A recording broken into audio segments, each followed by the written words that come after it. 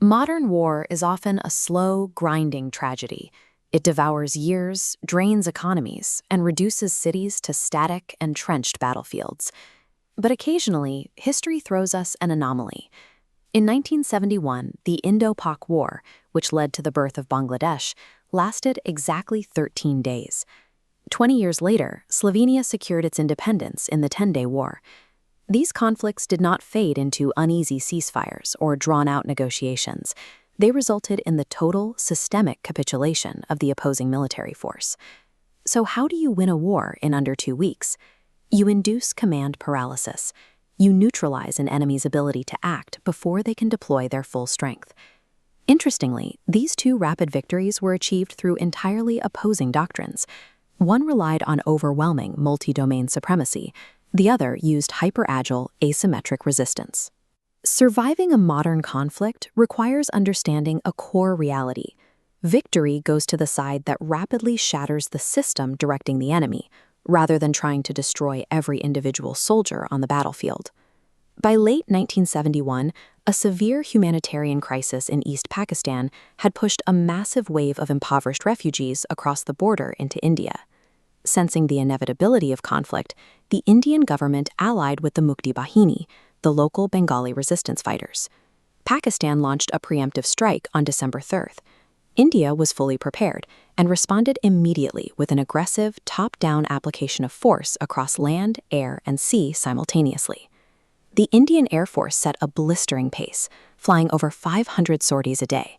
They relentlessly targeted airfields and radar stations, blinding Pakistani defenses and pinning their jets to the ground. This photograph shows the smoldering wreckage of the Dhaka Governor House. After Indian intelligence intercepted a message about a high-level meeting, MiG-21s wrecked the roof off the main hall. The psychological shock was so severe, the governor resigned on the spot. On the ground, the Indian Army aggressively severed retreat lines. This map details the Tangail paradrop, where India inserted 700 paratroopers directly behind enemy lines. Their objective was to cut off the retreating Pakistani 93 Brigade and block approaches to defend Dhaka. At sea, the Indian Navy launched Operation Trident. In their maiden missile boat operation, they attacked Karachi harbor, sinking 3 enemy ships and closing off any maritime escape routes or supply lines. The speed and multi-dimensional nature of India's assault caused a massive systemic shock. A Goliath wins quickly by overloading the enemy's ability to process and react to threats, rendering their defensive plans useless.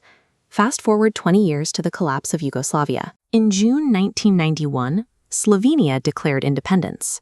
In response, the federal government sent the Yugoslav People's Army, a massive, heavily armored force, rolling out of their barracks to crush the secession. This military map outlines the Yugoslav invasion plan, with sprawling red arrows pushing deep into Slovenian territory. But look at the terrain. Lacking an air force, Slovenia relied on hit-and-run tactics. The heavy Yugoslav armor was naturally funneled into these narrow geographic choke points. Their primary weapon was the barricade. Civilians and local police quickly built massive roadblocks along the main highways. These physical barriers canalized Yugoslav columns, trapping them in place and turning their heavy mechanical advantage into a massive liability. Once isolated and immobilized, the Yugoslav units were sitting ducks. Local police and militia units systematically engaged them with anti-tank weapons and forced their surrender. The image of a casual local guard standing next to a destroyed T-55 tank proved that heavy armor fails when stripped of its mobility. The Slovenian forces instantly turned the invading army's mass against itself. They surrounded the remaining Yugoslav barracks, cut off their supplies, negotiated mass defections, and immediately repurposed the captured tanks and weapons to form their own armored companies. The 10-day war proves that a David can paralyze a superior force from the bottom up. By bogging down mobility and sapping the psychological will of the individual soldiers, a massive army can be dismantled from within. Visually, these two victories couldn't look more different. One was won with aircraft carriers, paratroopers, and blistering air raids. The other was won by local police, civilian roadblocks, and captured rifles.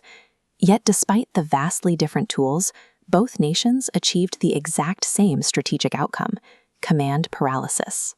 India achieved this by using immense speed and concentrated firepower. They shattered the administrative and military infrastructure faster than the Pakistani command could issue new orders. Slovenia achieved this by turning the physical environment into a trap. They severed the communication and mobility lines of the Yugoslav troops on the ground, rendering top-level orders physically impossible to execute.